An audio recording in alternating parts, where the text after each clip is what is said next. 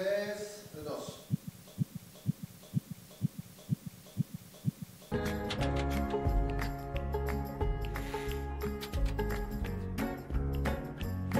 2. What surprises people about the film is that it is a woman taking these actions, because we wouldn't question it for a second if it was a film where someone had done something to a man's daughter and then he went to seek revenge.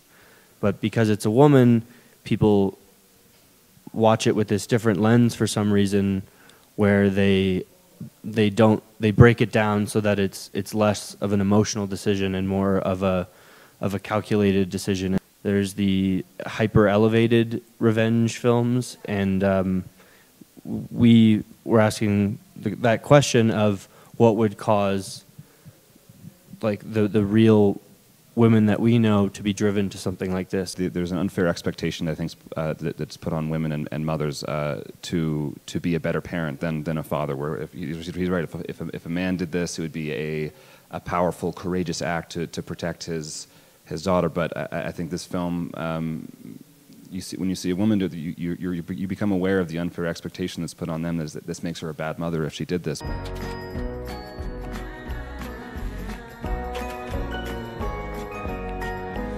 The kids in the story, the true story, were willing to open up and expose the truth of what violence was going on in their community and in their homes at the time, because they want to shine a light on it. They don't want it to be shameful. They want to say, this is an issue, this exists for us, here it is, exposed. Now what are we going to do about it?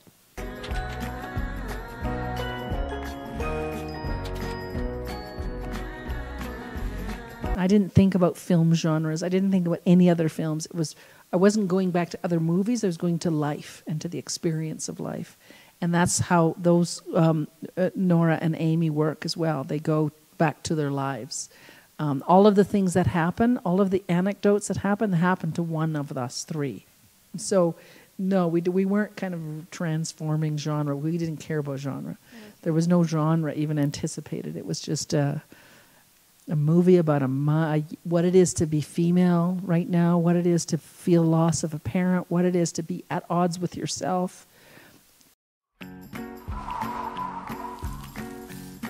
So I've never seen Nanook, but I do know that a lot of my Indigenous and Inuit friends find that movie really offensive.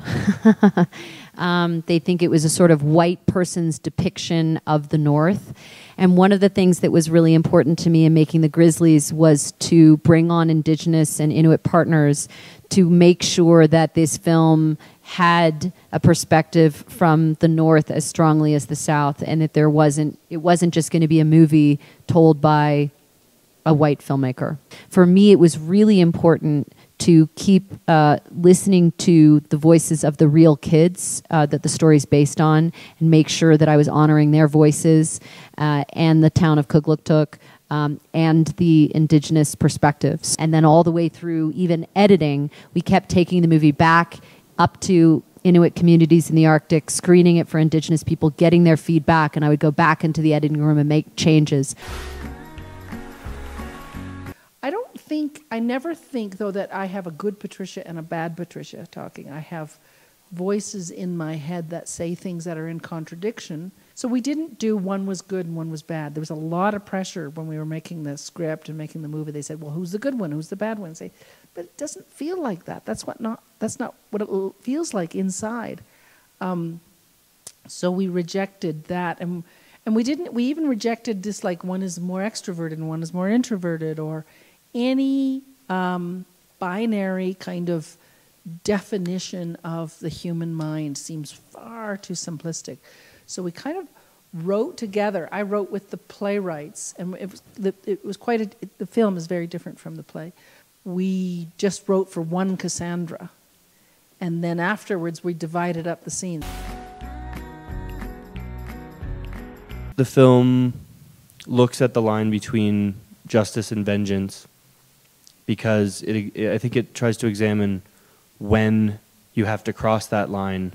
If you're not finding the justice that you feel you're entitled to, is that when revenge is born? I think we came in with a lot of these questions, and the gray area there is why we shot in the part of southern Ontario where we grew up that is quite literally a gray area, and why such a central location of the film is this cement piping plant, because cement is this just colossal, immovable, gray force hanging over everything. And I think that that's why we started the film with a shot of these pipes that start out as a very simple shot, and then as more pipes are added to the shot, what you're looking at becomes more and more difficult to discern.